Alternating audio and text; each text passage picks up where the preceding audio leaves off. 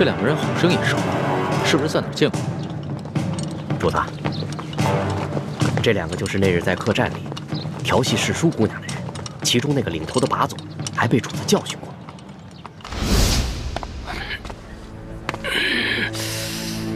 怎么回事啊，老杨？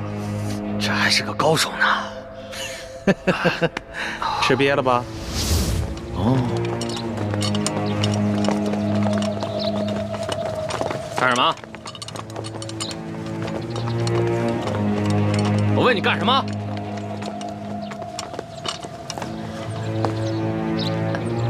杨婆子，我还正纳闷呢，就凭你不敢抗命啊？原来是有这么一门富贵亲戚。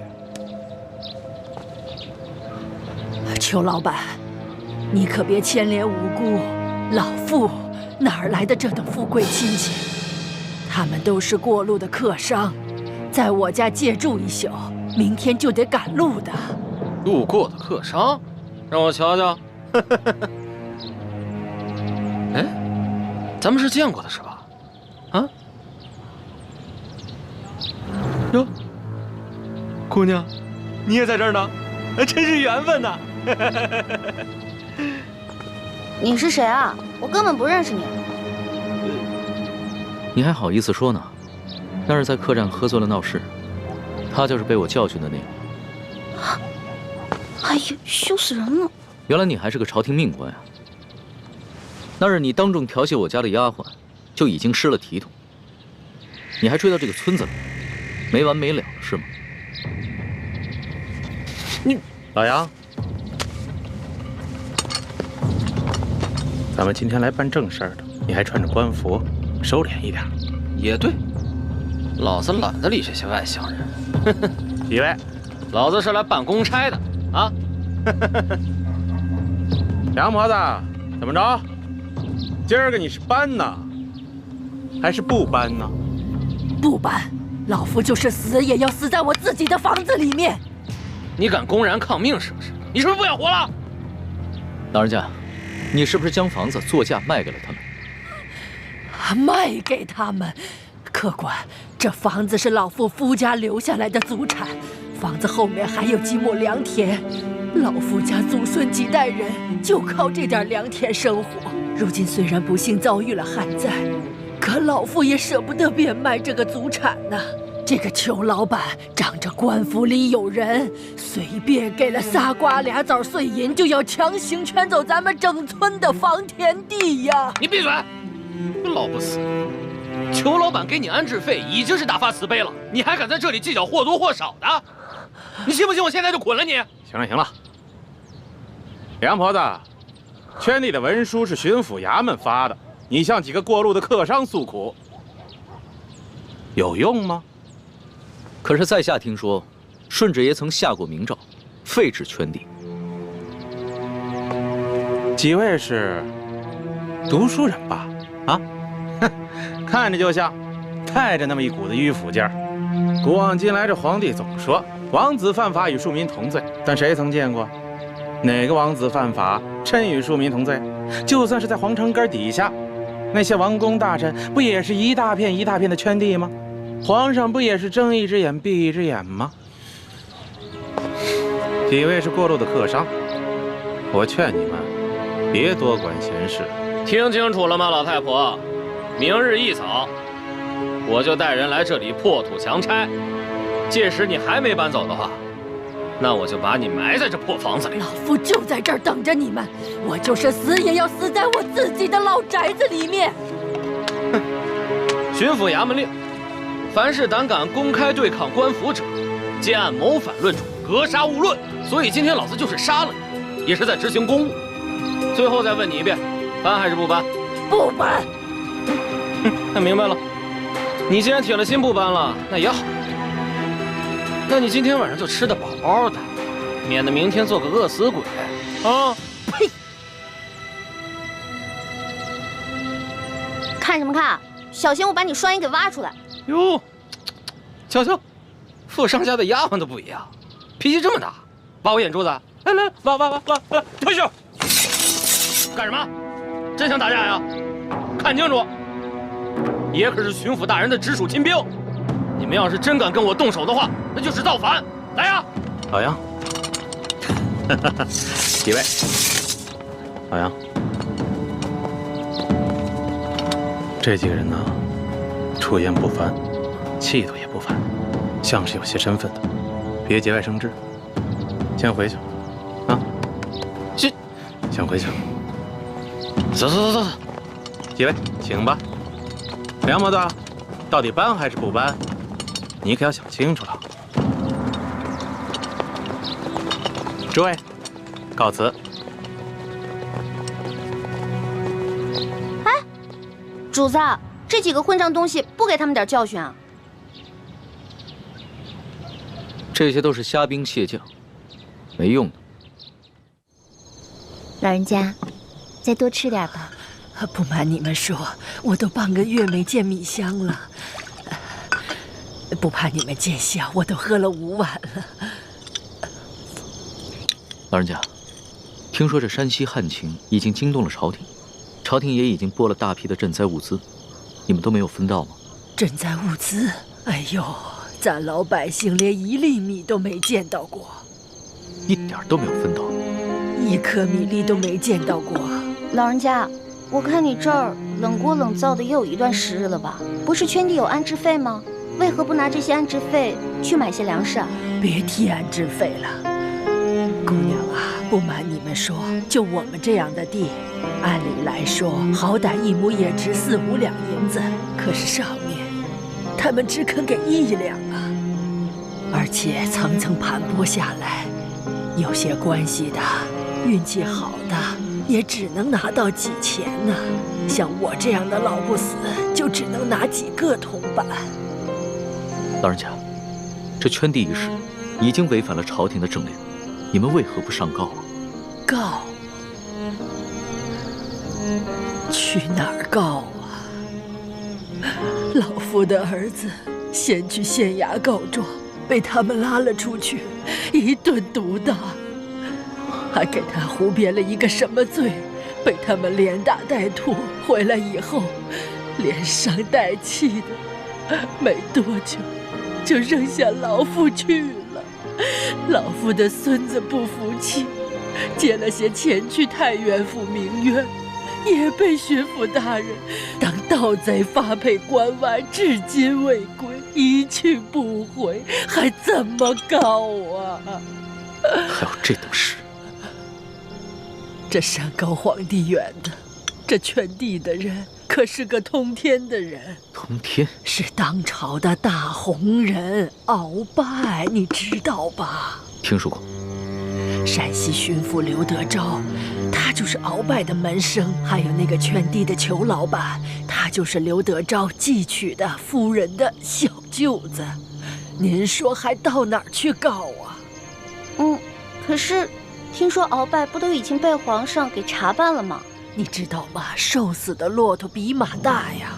鳌拜这些年提拔了多少门生亲信，他们都大权在握，盘根错节，连皇帝都忌惮他3分。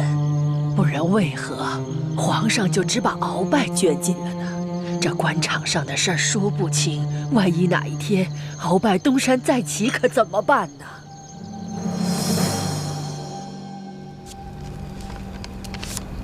好了，主子，今天的见闻全都记下了。你小心收好，等我回京了之后，就一桩一件的查，一个一个的办。主子，消消气，今天晚饭都没有吃，保重龙体要紧啊。走吧。是。这所见所闻，我还怎么吃得下？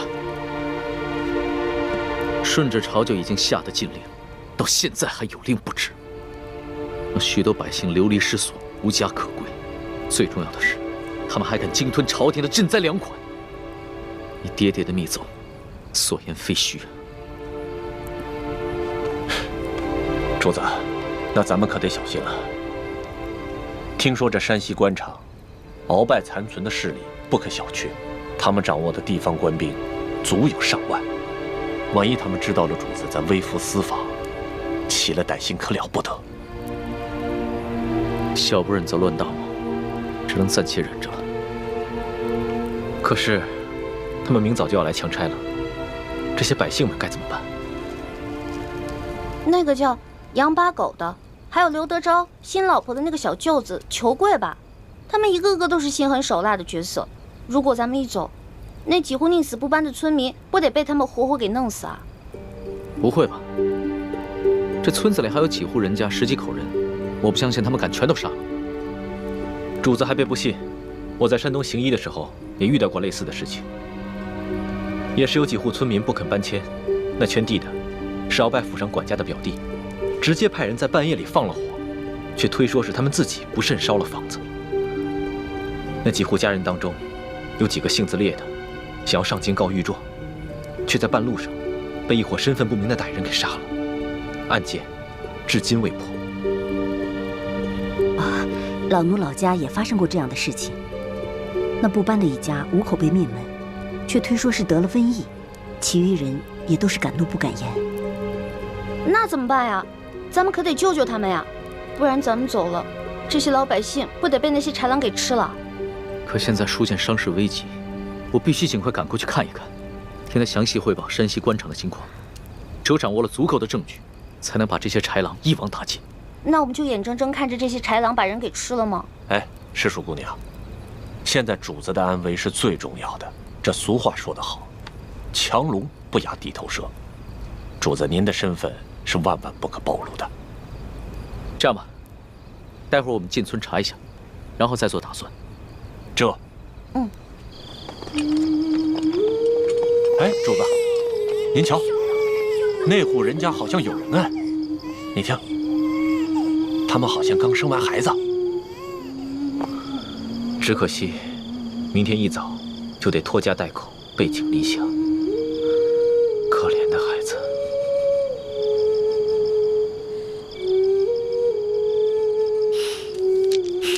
骚通，奴才在。把这个珠子送给他们的孩子，顺便打听一下他们家的情况。这。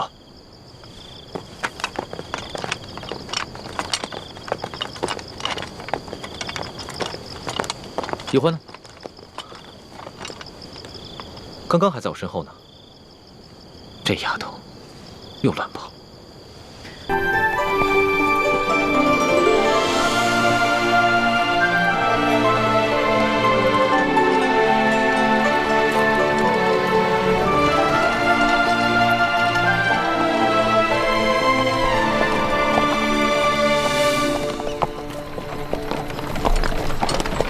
这雪嬷嬷昨晚还好好的，怎么一下子就病了？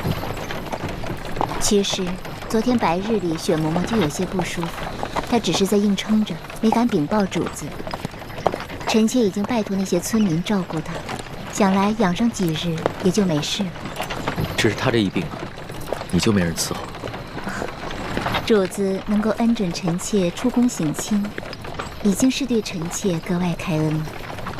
这些小事情，臣妾自能克服。还是你省心，不像某些人，就知道给我添乱。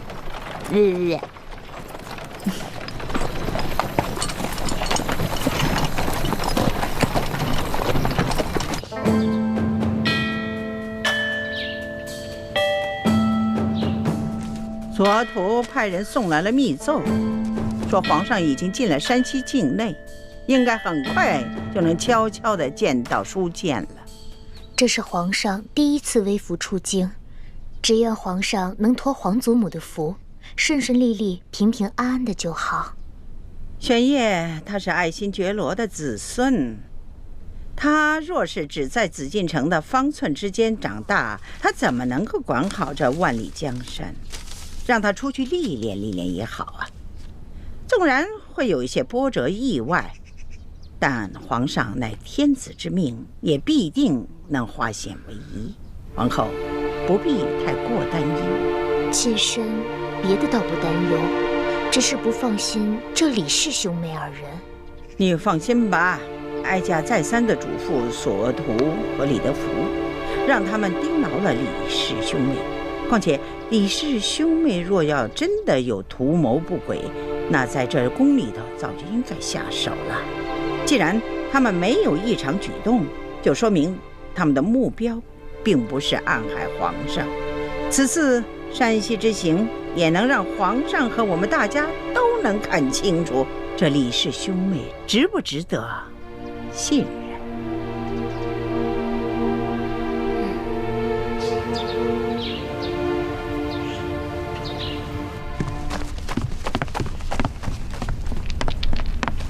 官儿啊，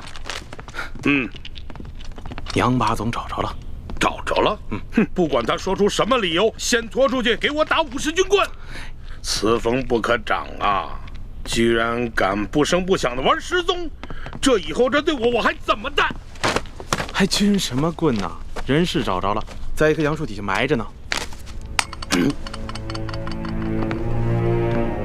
死了，死了，肋骨断了几根，而且被一箭穿心。我纳闷呢，淮阳村的10几个村民没这个能耐啊，除非是那几个外地来的客商，他们带了一群保镖，而且个个身手不凡。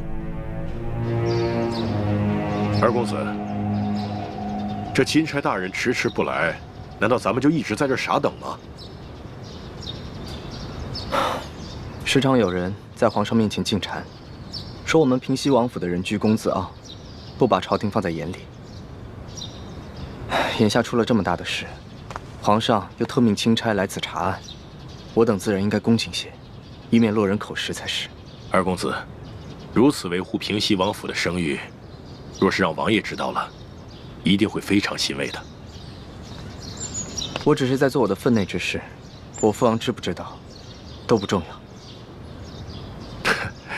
所以说，王爷的这几个儿子里，就属二公子最为仁厚。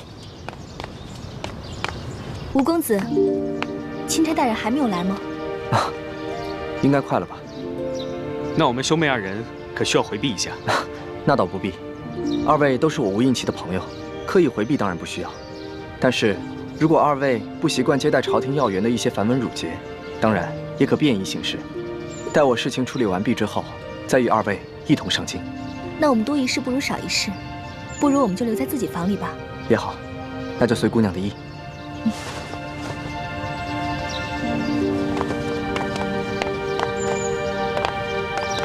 秋贵啊，你的意思是说，杨八总是被这几个客商所杀？要我看，不但杨八总是被他们杀的，连那10几个失踪的淮阳村民，也跟他们脱不了干系。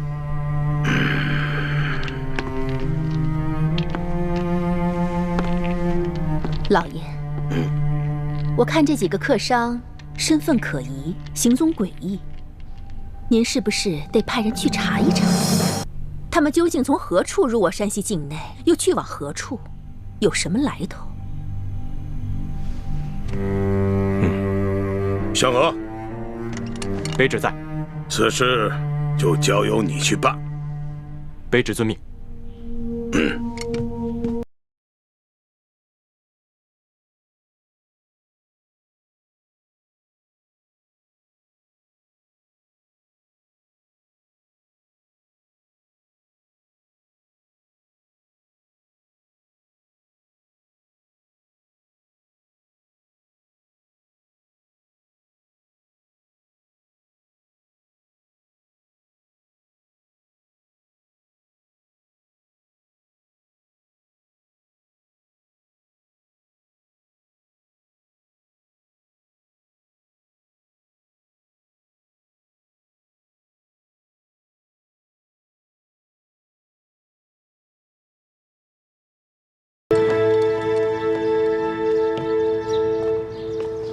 不知可是钦差大人到了？正是。二位是？卑职乃平西王麾下副将石青红。这位是我家二公子。你说的不错，这位就是钦差大人，姓龙，龙大人。吴应期参见钦差大人，大人辛苦了。二公子果然是风神如玉，真是一表人才啊！是，虎父无犬子啊！钦差大人过奖了。啊，对了，二公子，这皇上特意命我悄悄护送丽嫔出宫探望舒大人。吴应期拜见丽嫔娘娘。免礼。此事切勿声张，就我们几个人知道。卑职明白。舒大人现在的情况怎么样了？至今一直昏迷未醒。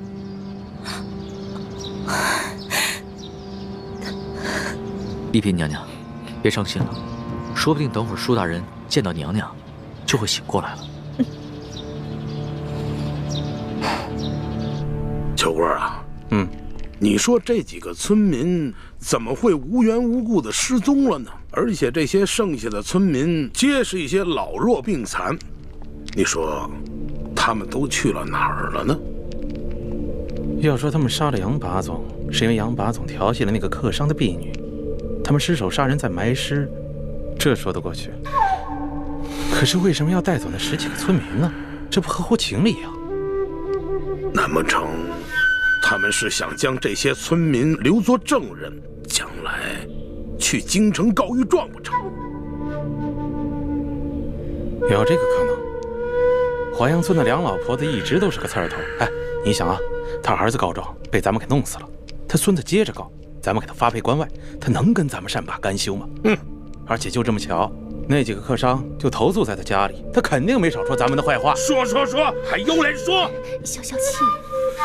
既然知道这个老婆子是个刁妇，为什么早不处理啊？留下如此之祸患。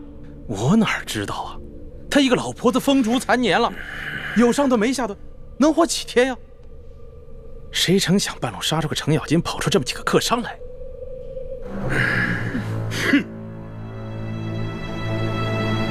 听密报说，这收件前1个月以前，曾向皇上上了一道密折，举报我和整个山西官场的官员。当时皇上忙于敖中堂的事情，所以将此密折留中未发。现在敖中堂已经被皇上给捐尽了，看来这皇上可以腾出手来，有时间整顿吏治了。难不成那几个神秘的客商是来自京城的密使？什么意思啊？什么意思啊？来干什么来了啊？你慌什么？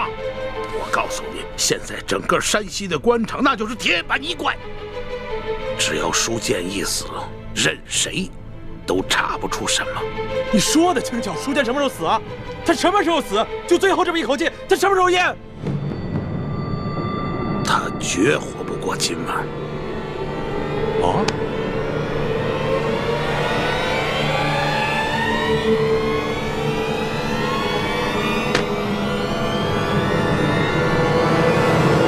龙大人，您陪着丽嫔娘娘先去探望舒大人，卑职带着手下把这驿馆里里外外都搜查一遍，布置好安防。好，去吧。这，走。丽嫔娘娘，龙大人，这边请。娘娘。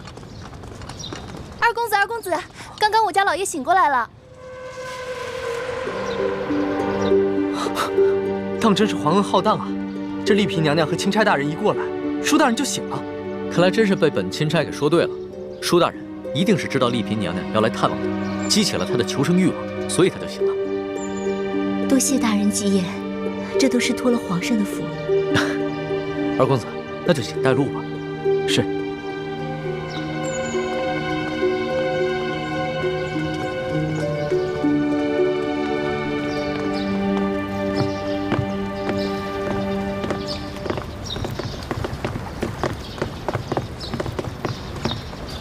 娘娘，舒大人就在这个房间养伤。哦，对了，皇上有一封密诏要我单独交给舒大人，有劳二公子先行回避一下。啊，好，那我等告退了。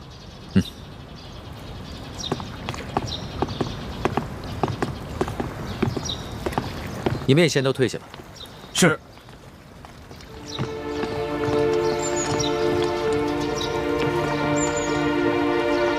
李欢，你们3个就先在门口候着吧。好，这婉欣，等会儿见到你爹，一定要控制住自己的情绪，千万不能太过激动或者悲伤，要不然的话，很可能会刺激到你爹。这样的话，他的伤势很可能会更加严重。是，臣妾遵旨。进去吧。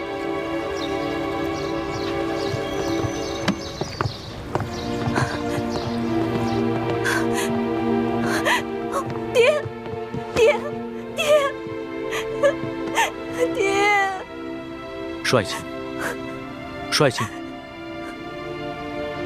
哎，朱哥哥，怎么办啊？你说这书剑会不会认出徐姐姐是贾某的？谁也没想到书剑还能醒过来。事到如今，只能随机应变了。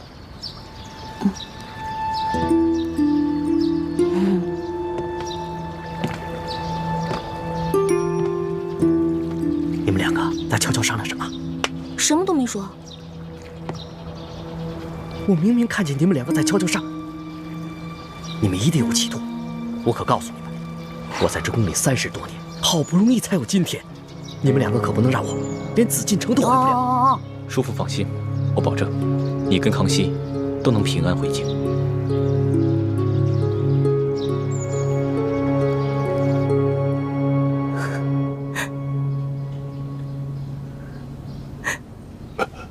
皇上，先别急着起来，安心躺着。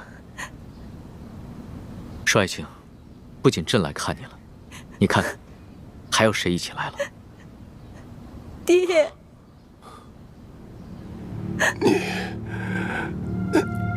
你是？我是婉心啊。婉心，你怎么还戴着面纱呀？啊，臣妾有喜有忧，都糊涂了。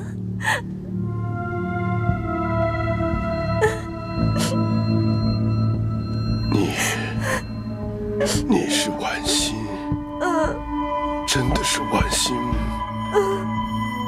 你怎么来了？帅庆，朕知道你只有这么一个女儿，所以啊，朕特意带她来一同探望你。临出宫前啊，朕已经封婉心为丽嫔了，入主永和宫。谢主隆恩。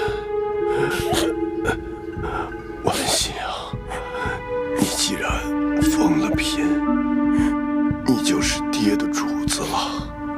从今天开始，不要再来看爹了，要好好的伺候皇上。婉心啊，你忘了刚刚朕怎么跟你说的？别老顾着哭啊！皇上，臣妾忍不住了，臣妾忍不住。行了，那你先去一边，稳定稳定心思。朕先和你爹说几句话。是。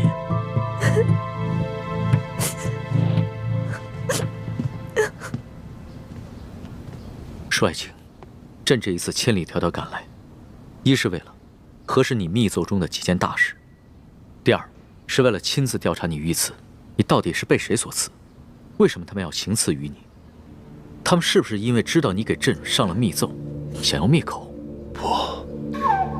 不是灭口，是想要金钥匙。此刻身手非凡，绝非普通劫匪，是臣拼死保护金钥匙，才被打成了重伤。那你这么说的话，凶手应该已经知道了金钥匙的秘密。你能不能认得出来，他们的身手到底是出自哪里？不知道，臣只知道，在事发的前一天晚上，平西王府秘密的派了个人来。帅庆，婉心，快倒水来。是。帅庆，帅庆。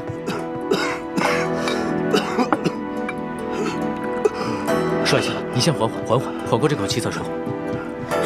爹，来，喝口水来，小心。再来一口。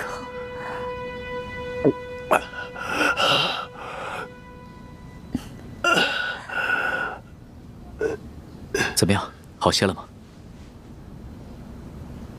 你刚刚说的平西王，平西王派谁来？派他来做什么？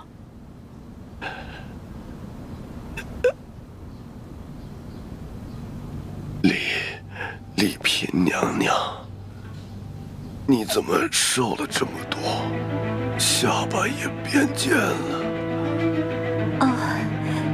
爹，女儿是思念您啊。虽说皇上对臣妾特别好，可是女儿每没想到爹爹您岁数大了，身边又没个知冷知热的人，女儿这心里就放不下呀。可是你这眼神跟从前也不一样啊。爹，您糊涂了，女儿已进宫数月，哪能跟在家里当姑娘时一样啊？面色怎么也变了？这连日来赶路，女儿染了风寒，吃几副药就好了，爹爹不用挂心。啊！爹！帅星，帅星，帅星！李太医，李太医！主子，怎么了？你看看，帅星晕过去了。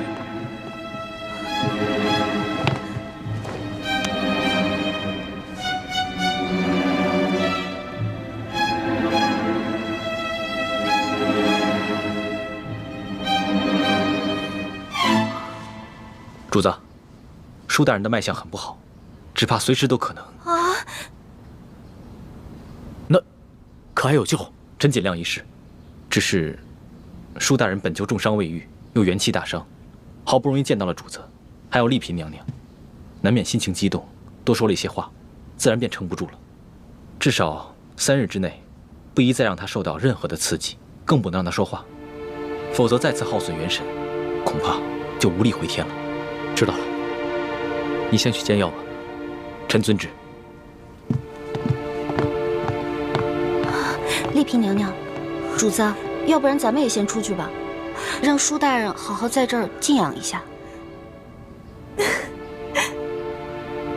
李德福，你留在这儿，亲自照顾舒剑。这。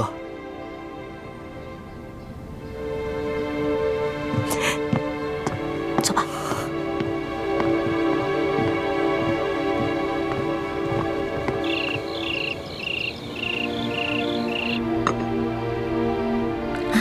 真没想到，这个舒剑受了那么重的伤，居然还能发现我跟舒婉欣的细微不同。多亏我在他的水里下了迷魂药，把舒剑迷晕了。婉欣，快到文水了。是。帅气，帅气。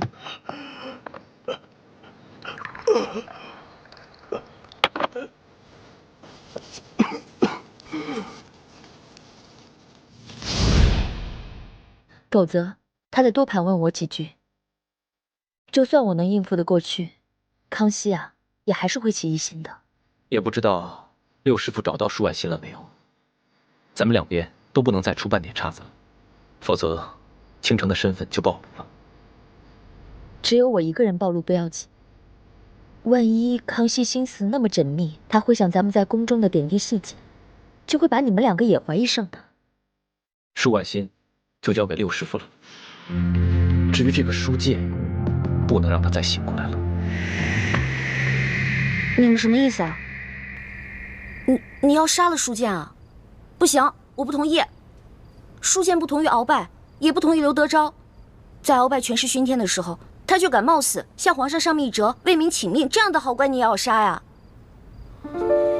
我不懂什么国家大事，我也不明白为什么师傅们一直说要光复大明，但我只知道，在这个世上，你们跟师傅是我最亲的人。既然你们说我们是大明的子民，那我就有责任跟你们一起光复大明。可如果光复大明就要滥杀无辜的话，这我坚决不同意。欢妹，你别说了，我不听。如果你要真的杀了舒剑的话，我再也不理你了。大师兄，就算易欢不反对，我也觉得这件事要在驿馆这么多人的眼皮子底下杀了舒剑，这风险也太大了。稍有不慎，就会被康熙发现破绽，那我们不就前功尽弃了吗？那这样吧，我试着给舒剑的药中加入少量扰乱心神之药，让他暂时丧失神智。等将来风平浪静了，我再帮他恢复神智。到那个时候，我们也不必将舒婉欣软禁在明珠谷了，他们父女也能够团聚了。这个我同意。你看，其实只要我们稍微用点心思，多为其他人考虑考虑，不就有两全其美的办法了吗？只是要让书剑像鳌拜一样丧失神智，又不让人察觉，这难度比杀了他更大。但是为了不让你失望，我愿意冒险一试。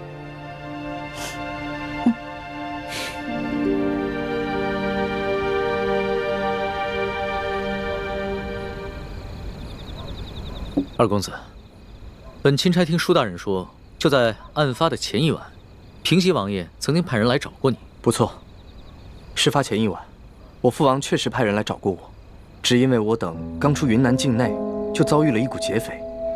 不仅我父王进贡的一些云南特产，还有一些值钱的财物，全都被劫匪给劫走了。哦，我父王十分震怒，所以就派人过来追问详情。我与石副将把情况禀报清楚之后，他们就返回滇都去复命了。怎么了？龙大人有什么疑问吗？啊，没有什么疑问，本钦差不过就是随口问问罢了。不知钦差大人还有别的要问的吗？没事。那卑职先行告退了。好。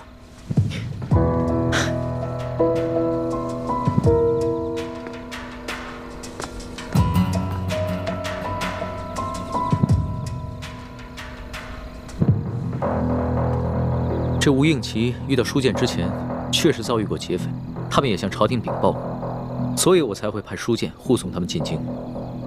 只是这平西王派人来，难道真的只是为了一些无关紧要的财宝吗？你怎么看？主子，您是不是怀疑这刺杀舒总兵的刺客和平西王有关？可是，如果这平西王早就知道这金钥匙的秘密，那何必先派自己的儿子把金钥匙送往京城，然后再派人半路去抢劫呢？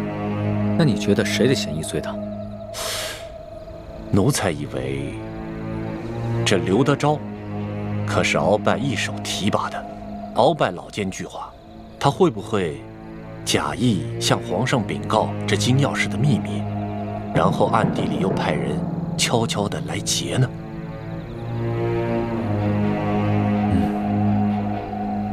主子，主子，舒剑大人他没了。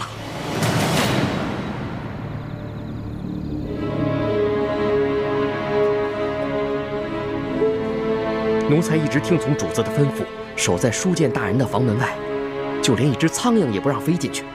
可是刚半夜的时候，奴才就腹内疼痛，我等不及换班的人来，就去了趟茅厕，前后才一盏茶的功夫。等我回来，舒大人他就……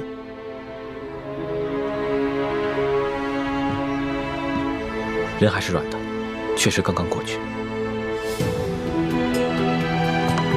父亲，父亲，父亲！娘娘，娘娘，钦差大人还在旁边呢。爹，父亲。李太医，晚饭之前我还跟你探望过舒剑，当时他的脉象不是一直很平稳吗？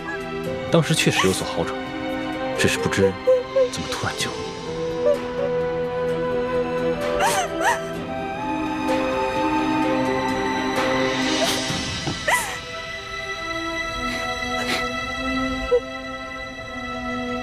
怎么了？有什么发现吗？舒大人身上有一股辽山参的味道，但是卑职所开的药方中并无此物。辽山参，此药有毒吗？此药无毒，但舒总兵重伤之下命在旦夕，此时用大补之药，反倒成了他的催命符。所以你的意思，舒大人是被毒死的，是吗？可以这么说。舒大人冒死为民请命，如果还有人毒害他，那这个人就是是非不分、丧心病狂了。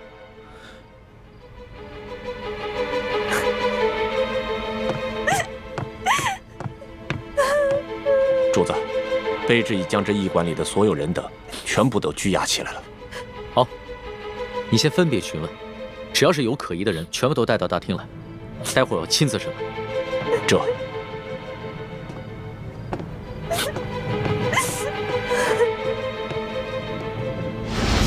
朱哥哥，你实在让我太失望了。环美，人不是我杀的。不是你杀的，不是你杀的，是谁杀的？你对我就这么没信心吗？今夜我在叔父的饭菜里放了一些泻药，等他腹痛去了茅房，我正准备悄悄潜入书剑的房间，为他服下迷魂丹，不料我却发现。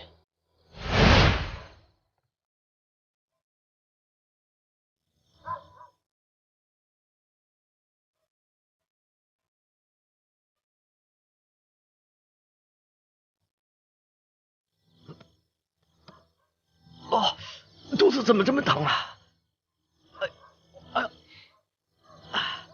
咱家换班的人怎么还不来呀？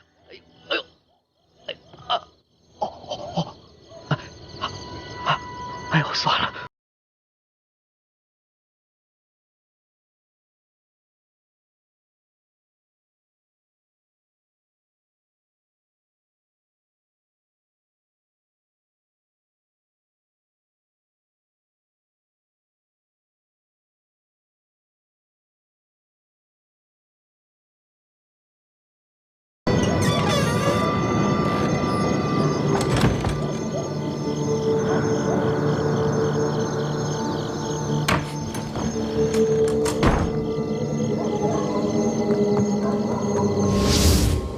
你是说有人抢在你之前杀了书剑？没错，而且那个人我们都认识，是这个驿馆的驿丞。驿丞？驿丞为什么要杀书剑啊？你就这么不相信我？康熙说什么你都信，偏偏我说什么你就不信。不是，朱哥哥，你先别生气啊。现在听你这么一说，我心里的石头落地了。知道吗？如果你为了光复大明，变成了心狠手辣、不择手段的人，那样我会很难过、很失望的。你放心，光复大明是我一生的责任，我无法逃避，只能全力以赴。但是在我心里，永远把你放在最重要的位置。你的朱哥哥宁愿死，也绝不会让你失望，让你憎恨。朱哥哥，你能不能别这样看着我呀？你跟我说的这些话让我觉得压力特别大。你不要觉得有压力，这是我对你的心。至于你对我的心，都听凭你的意愿，我绝不勉强。你说那个驿丞为什么要杀书剑啊？早不杀晚不杀，偏偏这个时候杀他。我也不知道。康熙已经命索额图挨个审问所有的人。我虽然没有办法出面拆穿驿丞，但这个小小的驿馆早就被索额图所带领的大内侍卫在暗中包围，外人根本无法进入。要想查出在夜间行迹可疑之人，并非难事。糟了，这樊姐姐、叶哥哥还在驿馆当中呢，他们会不会被索额图当成疑凶啊？小师妹，我们没事，放心吧。叶哥哥，没事就好。小师妹，大师兄，我们又见面了。叶师弟，你送给欢妹的金手镯很好看，我替她谢谢你。我本来想让她把那手镯戴上，好歹别辜负了你一片心意，但她自己不愿意戴，所以……叶哥哥，我现在的身份是钦差大臣的丫鬟，所以我身上不能带贵重的东西。不过你放心吧，我把那个金手镯已经好好的收藏起来了。不戴就不戴吧，收好就行了。大师兄，索额图已经找我们问过话了，有吴应奇作保，他也不敢为难我们。那就好。如果不出所料的话，康熙应该很快就会查出是驿丞下的毒。不，真正毒死书剑的不是驿丞。书剑伤情好转，肯定是吴应奇和石青红不愿意看到的。而正巧师姐的房间就在石青红和吴应奇的对面，所以今天晚上我也让师姐多留意一点他们那边的动静。我一直观察着对面的房间，结果发现石青红悄悄从房间溜去。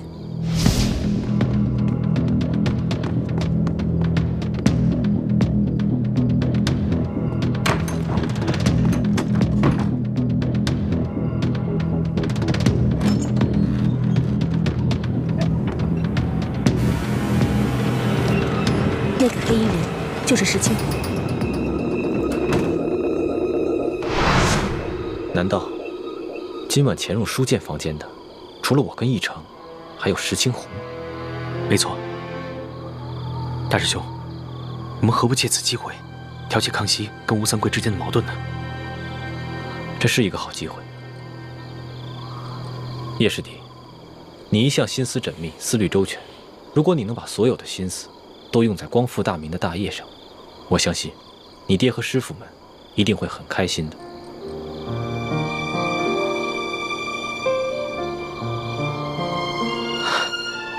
我知道了，大师兄，我一定会抛弃杂念，一心光复大明大业。好，但愿你能说到做到。啊，此处不是说话之地。索额图已经将驿馆的人通通绑起来，等着康熙亲自审问了。我和叶师弟也得赶紧先回房间了，你们也快点去听审吧。好，注意安全。走，注意安全啊！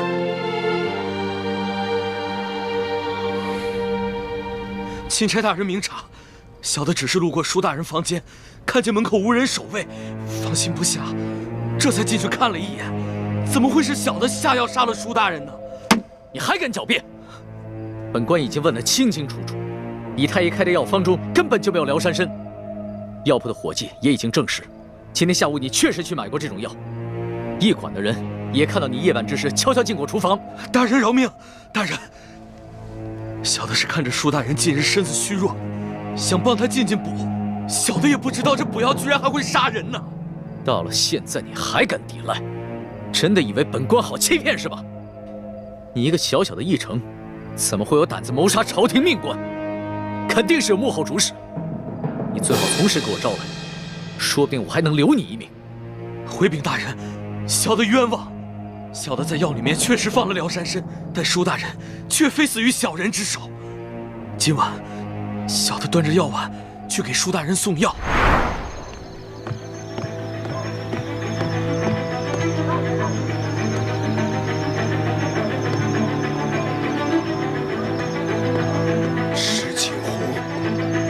是你！真正的凶手跟小人一样，是用辽山参杀人。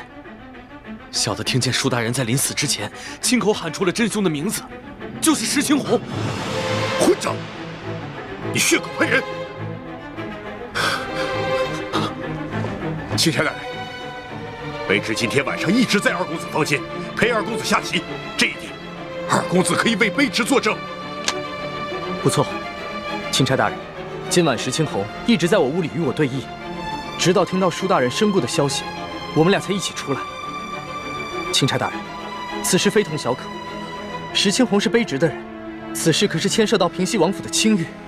我父王历来是效忠朝廷，效忠皇上，我吴应奇也是深受我父王的教诲，对朝廷对皇上，那是忠心不二。还望钦差大人明察。二公子请坐吧。这点本官自有主张。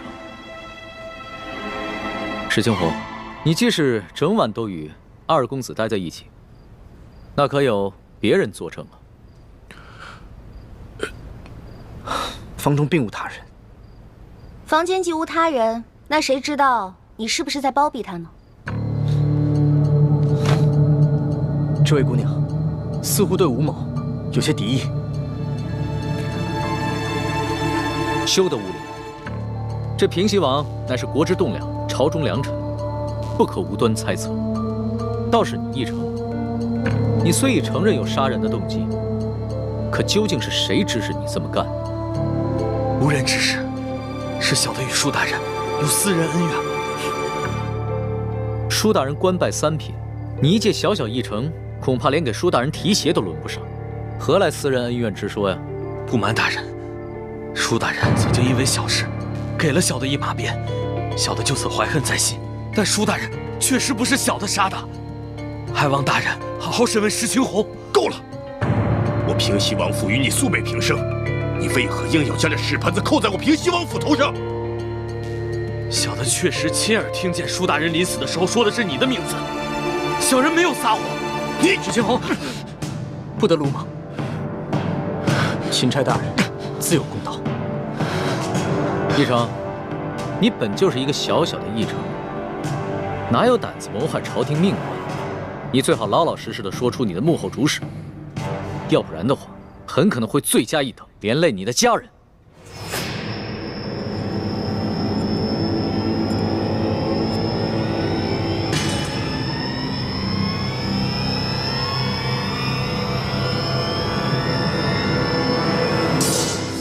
大人，小的是受人所指，可小的不能告诉你，否则小的家人就都没命了。小的有罪，可他们是无辜的。大人，就让小的以死谢罪吧。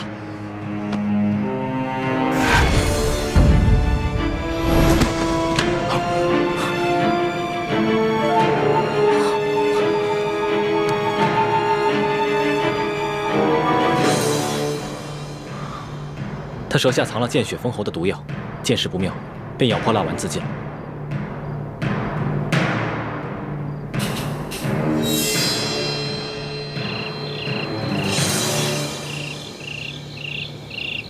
今天晚上我看见的人是义成，但是抢在义成前面的是石青红。看来想对书剑不利的，应该有3路人马。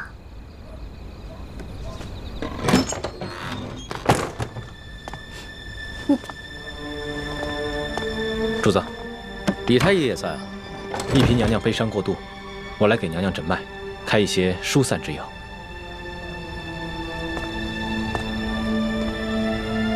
婉心啊，你不要太过伤心了。你爹虽然去了，但是我会照顾你一辈子的。至于你爹的后事，你要是有什么想法，就尽管提出来。臣妾是没侥幸，一切但凭主子裁夺。行。那我决定明日一早就护送你爹的灵柩回太原府。虽然这宫里规定，这后宫的嫔妃不能因为娘家的丧事披麻戴孝，但是这是宫外，朕特许你穿素衣，以尽孝道。等回了宫以后，朕再追封你爹为从一品，以慰你爹的在天之灵。谢主子隆恩。哎，龙小弟，你可得为娘娘的爹报仇才是。这个义成说的石青红，可是吴应琪身边的贴身侍卫。小声点，小心隔墙有耳。哦，我也怀疑这个人是吴三桂，只是此人极其奸诈狡猾，很有可能在鳌拜身边埋伏了奸细。说不定他送出金钥匙以后，才知道金钥匙的底细，再派人追回也是极有可能的。只不过吴三桂兵强马壮，雄霸一方，我暂时不想打草惊蛇。哦，怪不得主子要替他敷衍过去呢。这鳌拜的余党和吴三桂，都是我的心头大患。可是这重症不可用急药啊。主子，这舒总兵之死，还有山西的贪腐窝案，可不是一时半会儿能够查清楚的。这为了安全起见，不如主子您早些回京吧，然后由奴才陪着丽嫔娘娘一起护送舒总兵的灵柩返乡，可好啊？索大人所言极是，主子还是早点回京吧。行了，我知道你们担心我的安危，但是这次出宫以来，所见到的事情简直闻所未闻，纸上得来终觉浅。我还是想在这山西多待几天，多体察一下民情。可是主子，现在这情况实在是太复杂了，这万一出现什么意外，奴才怕是担当不起啊。身为天子，最大的威胁不是一些宵小之徒的暗杀，而是没有能力治理好这个国家，让百姓天天盼着你死。我不可能一辈子都待在深宫里面，仅凭折子来治理天下。虽然在这儿体察民情会冒一些风险，但是既是值得，也是应当。龙小弟，说得好，我支持你。以后无论你做出什么决定，我这个老大都会拼命保护你的。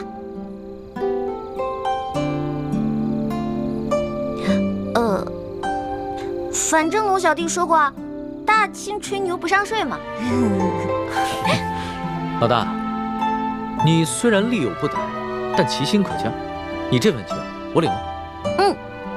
主子，通宵审案，这天都快亮了，主子还是早点休息吧，保重龙体要紧。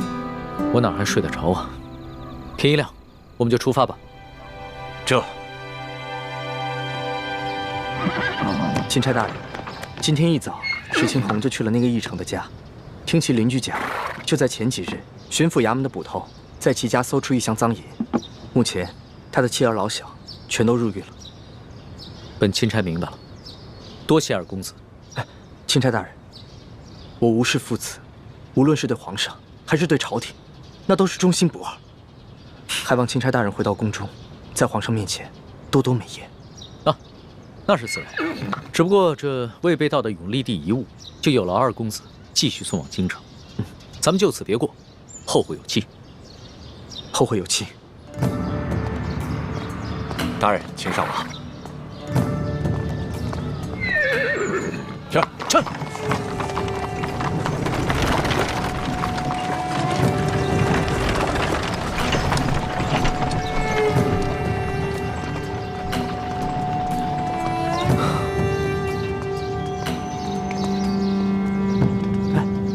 倩影姑娘，不如趁着清晨天气稍凉，我们上路吧。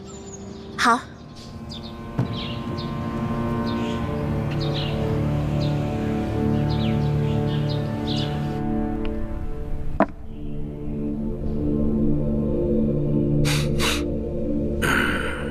这钦差大人叫龙三，这满朝的官员之中，哪儿来的这号人物啊？这龙大人一行十分低调，一直身着便衣，从不惊动地方官府。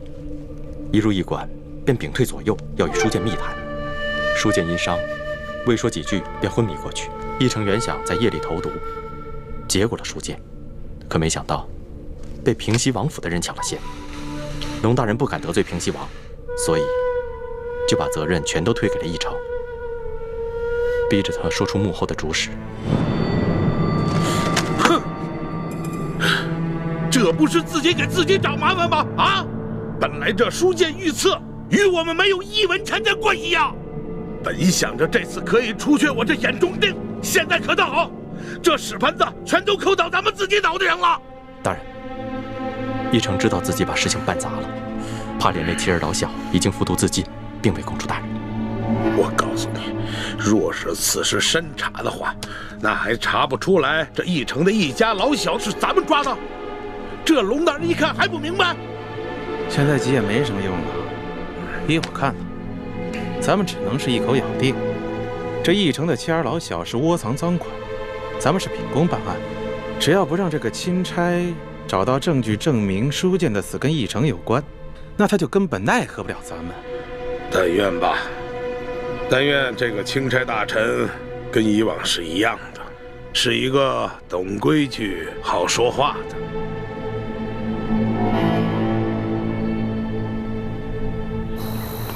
这吴应奇的反应还挺快，他连夜派石青红去这个义成家里查探。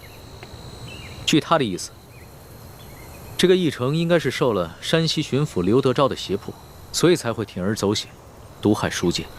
主子，你可千万不能相信吴应奇的话，这事儿分明是吴三桂跟刘德昭两路人马都想刺杀舒总兵。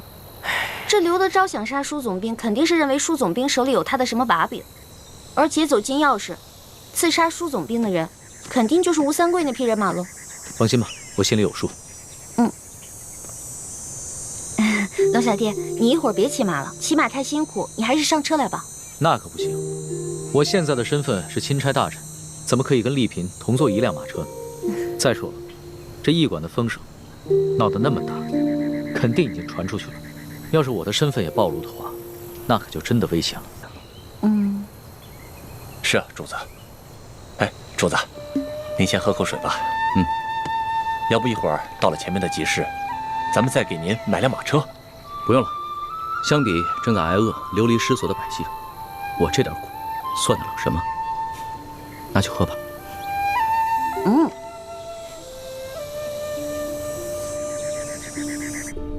大人，卑职还探听到一个重要情况，与龙大人同行的还有一个年轻神秘的女子，一直戴着面纱，深居简出，闲杂人等一律不能靠近，就连钦差大人都对她礼遇有加。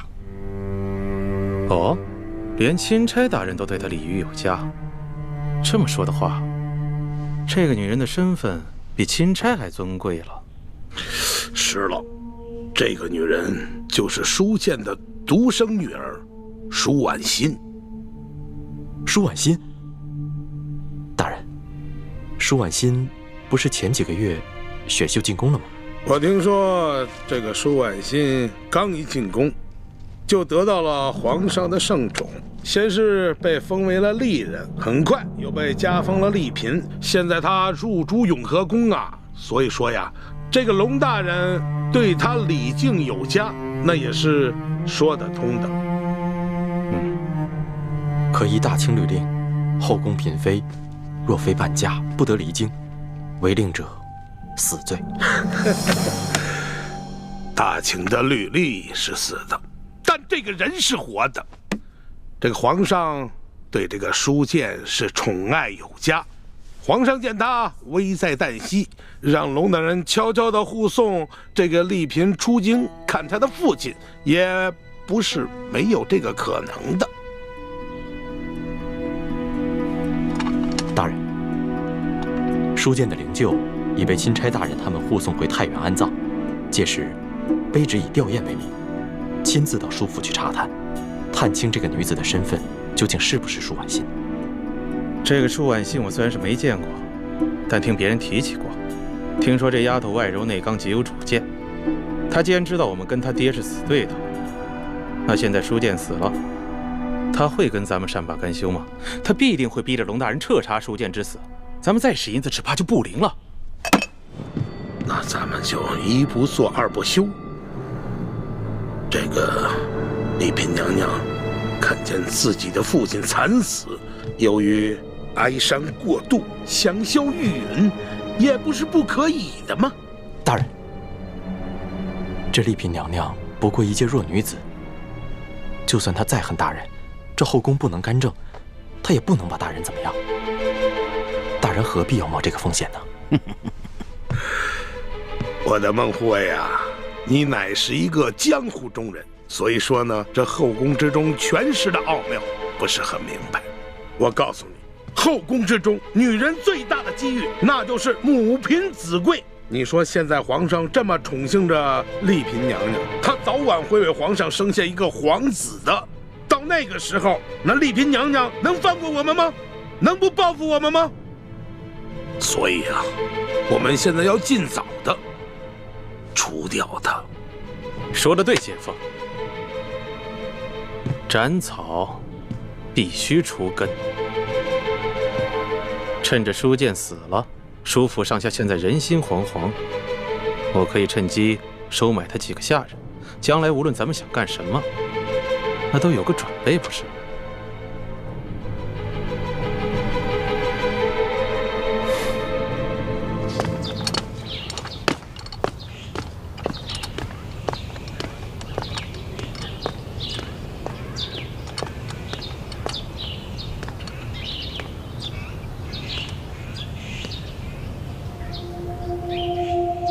婉心，婉心，真的是你回来了吗？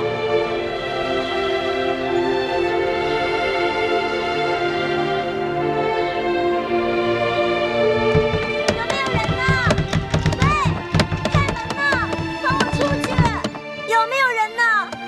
喂，有没有人呢？切，放我出去！还想出去？放我出去！喂，有没有人呢？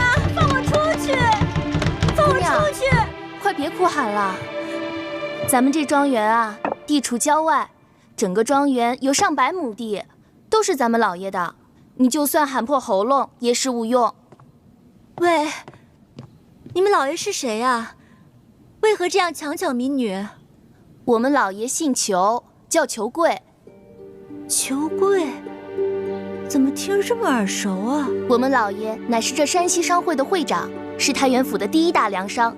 去年，老爷的姐姐嫁给了巡抚大人，深受巡抚大人的宠爱。你说，你还能上哪儿喊冤去？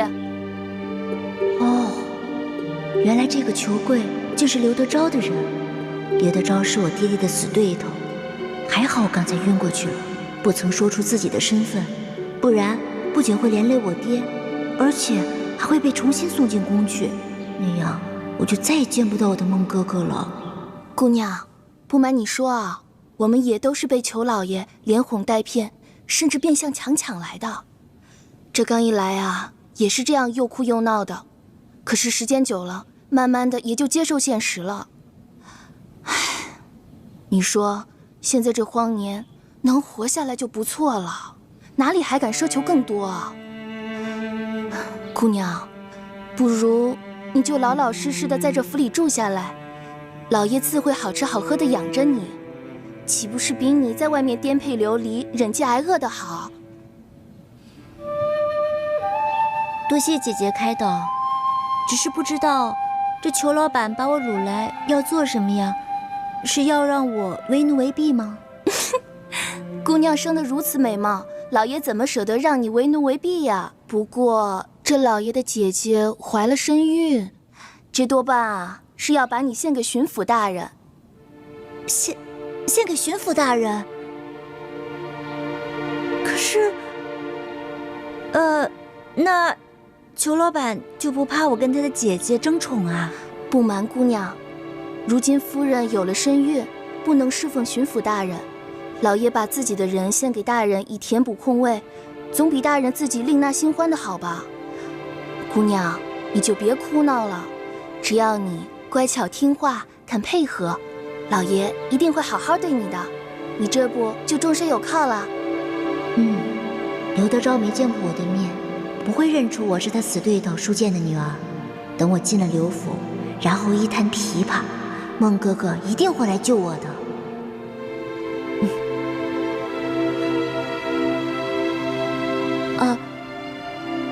谢谢姐姐，我听你的劝，我会听裘老板的话，好好服侍巡抚大人的。这就对了，咱们女人嫁谁不是嫁？能嫁给巡抚大人，已经是天大的福分了。哎，对了，姑娘，你叫什么名字啊？我姓万，叫万苏。万苏，好，那姑娘你先坐下，我们吃点东西吧。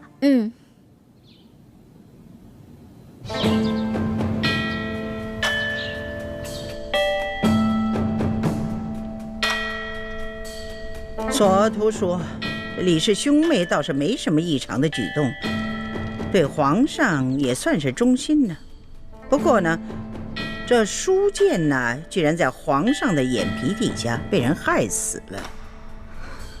皇祖母，这暗杀舒剑的幕后主使，不只有刘德昭，还牵涉到吴三桂，那皇上此行岂不是危险了？您还是劝劝皇上，让他赶紧回京，不要再去太原了吧？来不及了，皇上此刻恐怕是已经到了太原府了。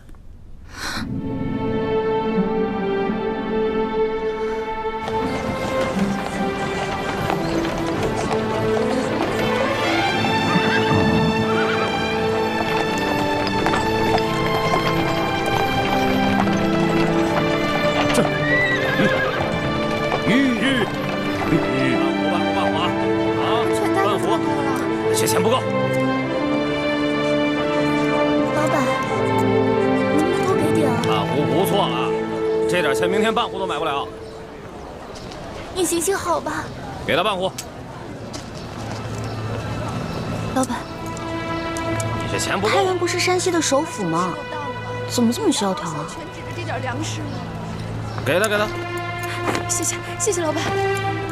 老板，行行好吧。有钱没钱，没钱滚蛋。老板，我已经5天没吃东西了。能买啊你？大姐，请问你们这是在做什么呀？买米啊！谢谢。买米？这城中只有这一家粮铺吗？为什么要排这么长的队伍啊？这位小兄弟啊，您是过路的外地人吗？难道您不知道这里遭遇了几10年不遇的旱灾？这个当然知道，只不过这朝廷不是已经调拨了赈灾粮吗？你们都没有领到吗？你还说朝廷的赈灾粮，我们一粒都没见到，只看到这米铺的米价，倒是翻了翻的往上翻跟头。吃不起饭了。老板，这儿的米怎么卖啊？你们那边不是有告示吗？自己看去。还要涨价呀？半壶，给他半壶。好嘞，半壶，后面跟上。买不买去？是啊，饭都吃不下去了。后面跟上，给他半壶。行了行了，走吧。米卖每斗2000钱。下一个。哎，接着点儿。老大，你什么时候下来？哎，你以前跑江湖的时候，这米卖什么价格？那要看是丰年还是小年了。如果是丰年的话，一升差不多每升约10到12钱，1斗是10升，所以差不多就是100到120。但如果是小年的话，收成不好，那价格会翻1倍，差不多每斗200到240钱。龙小弟，你知道2000钱意味着什么吗？不行不行，若在以往啊，能买头猪了。不行不行，走。主子，您先别着急啊，咱们还是先办完舒总兵的事儿吧。走，要买赶快啊！今天又不是这价了，快点啊！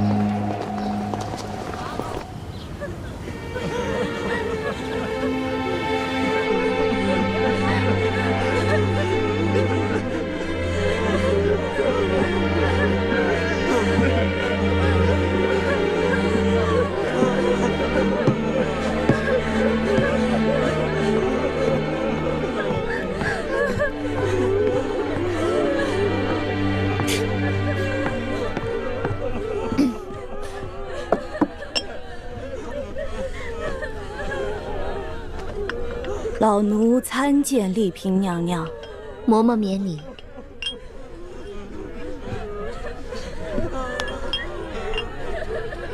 娘娘可要节哀，娘娘比之前在家里清瘦了许多，下巴都尖了。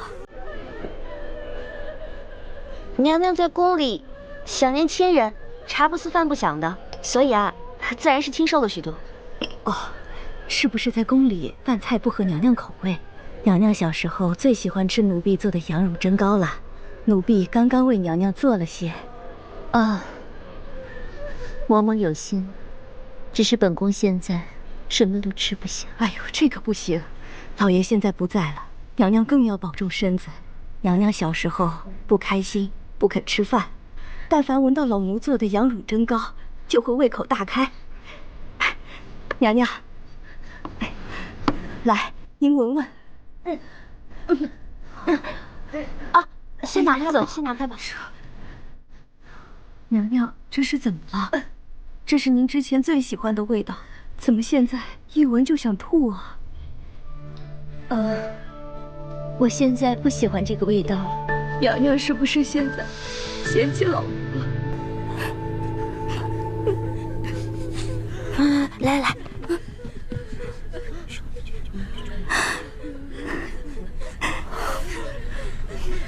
知道了吗？好，老奴明白，老奴明白。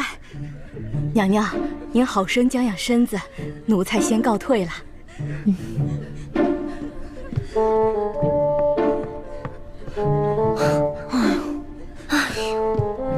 可算把他打发走了。一欢，你刚才跟他说什么了呀？我跟他说，你怀了楼种，而且这舒大人死得蹊跷，后宫嫔妃又争宠争得厉害，所以这事儿千万不能透露给别人。你这个小丫头，撒这种谎你还不害臊啊你？那怎么办呀？你看他在那一直唠唠叨叨的，我要不说这些，他能走吗？哎，不过徐姐姐，如果以后你再嫌他们的饮食不合胃口的话，就不怕别人看出来了。那倒是。可是这府上都是舒府的老人，该不会被看出什么破绽吧？舒剑已死，你的危机就解除了。而且这府里都是下人，即使你露出什么破绽，他们也不敢对你的身份提出质疑的，放心吧。